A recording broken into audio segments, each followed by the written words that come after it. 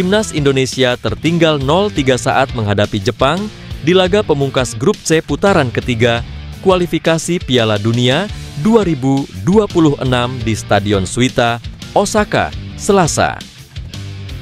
Skuad Garuda mengenakan jersey putih. Di awal laga, Timnas Indonesia tampil menekan. Namun permainan terbuka membuat Garuda banyak mendapat serangan balik. Pada menit ke-15, gawang Indonesia akhirnya kebobolan melalui tandukan Daichi Kamada. Skor 1-0 untuk keunggulan Jepang. Ini merupakan kebobolan pertama Emil Audero bersama Timnas Indonesia. Di sisa pertandingan, Indonesia berusaha membalas kebobolan tersebut, namun justru kembali kebobolan melalui aksi Takefusa Kobo. Skor berubah 2-0 untuk keunggulan Jepang. Di menit ke-27, pelatih Patrick Kluivert mengganti Kevin Dix dengan Jakob Sayuri dalam upaya menambah daya gedor Timnas Indonesia. Namun, justru kembali kebobolan di menit ke-45 perpanjangan waktu melalui gol kedua Kamada. Hingga babak pertama berakhir Garuda gagal memperkecil ketertinggalan. Skor 3-0 menandai keunggulan Indonesia atas Jepang. Pelatih tim nasional Cina, Branko Ivankovic, mengatakan bahwa Stadion GBK Jakarta adalah kandang yang gila. Ivankovic sadar hal tersebut menjadi ancaman serius bagi tim asuhannya. Oleh sebab itu, ia memberikan motivasi agar tidak terpengaruh tekanan supporter. Ya, sebelum kami datang sini, kami punya pengetahuan soal stadion ini. Ini adalah kandang YG gila dengan banyak fans Indonesia. Jadi saya menyuntikkan motivasi kepada pemain, kata Ivankovic. Lebih lanjut, Ivankovic mengincar kemenangan di markas Timnas Indonesia yang dikenal angker bagi lawan-lawannya itu. Itu buat menjaga asa lolos ke fase selanjutnya, karena ia tahu persaingan di grup C sangat sengit. Posisi runner-up yang merupakan tiket lolos langsung ke Piala Dunia 2026 sampai dengan saat ini masih belum dipastikan. Begitu juga posisi 3 dan 4 yang akan meloloskan tim ke putaran keempat kualifikasi Piala Dunia 2026 zona Asia masih bisa diisi oleh Cina dan Timnas Indonesia. Oleh sebab itu, Ivankovic memastikan akan habis-habisan di Stadion GBK karena jika kalah Cina harus mengubur mimpi berlaga di Piala Dunia 2026. Namun, ia tahu tidak akan mudah karena Timnas Indonesia punya ambisi yang sama seperti Cina mau lolos ke fase selanjutnya. Pelatih Timnas Indonesia, Patrick Kluivert, optimis tim asuhannya bisa menang atas Cina. Sebab Garuda telah berlatih dalam waktu yang cukup untuk mempersiapkan laga ini. Indonesia akan menjamu Cina dalam lanjutan ronde ketiga kualifikasi Piala Dunia 2026 zona Asia di SUGBK Jakarta, Kamis. Jelang laga ini, Garuda melakukan persiapan yang cukup panjang di Bali sejak bulan lalu. TC digelar di Bali dengan memanfaatkan waktu libur kompetisi. Bagi Kluivert, persiapan panjang ini sangat membantu timnya untuk mempersiapkan taktik untuk menghadapi laga. Kalau boleh mengatakan, saya sangat percaya diri. Saya percaya dengan para pemain bisa mengeksekusi hal dengan baik sebagaimana disiapkan dalam latihan. Dan saya sangat menantikannya, kata Kluivert.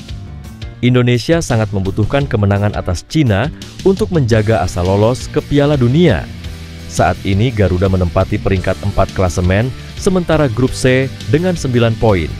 Hanya kemenangan yang bisa menggaransi Indonesia lolos ke ronde 4. Dan Kluivert yakin timnya bisa menjalankan tugas ini. Karena kami mempersiapkan laga nanti dengan waktu yang cukup panjang untuk pertandingan besok di GBK. Semoga fans bisa menyaksikan laga yang bagus. Dan semoga kami bisa mempersembahkan hasil yang bagus. Saya sangat percaya diri, tegas Kluivert. Ketua Umum PSSI Erick Thohir berikan kode keras Timnas Indonesia akan menambah pemain naturalisasi di sektor depan. Menurut Erick Thohir, komposisi penyerang Timnas Indonesia saat ini masih kurang. Menteri BUMN itu tak menampik bahwa Timnas Indonesia akan diperkuat striker keturunan. Untuk posisi di lini tengah juga sudah oke, mungkin kurang 1 atau 2 pemain lagi, termasuk juga kami perlu menambah lagi kekuatan di lini depan, kata Erick Thohir. Saat ini, Timnas Indonesia hanya memiliki 2 striker naturalisasi, yakni Ole Romeni dan Rafael Struijk. Salah satu striker keturunan Indonesia yang cukup layak untuk dipantau oleh PSSI ialah pemain keturunan dari kota petir, Depok, Dean Zandbergen. Salah satu faktor penting untuk PSSI menaturalisasi Dean Zandbergen ialah usianya.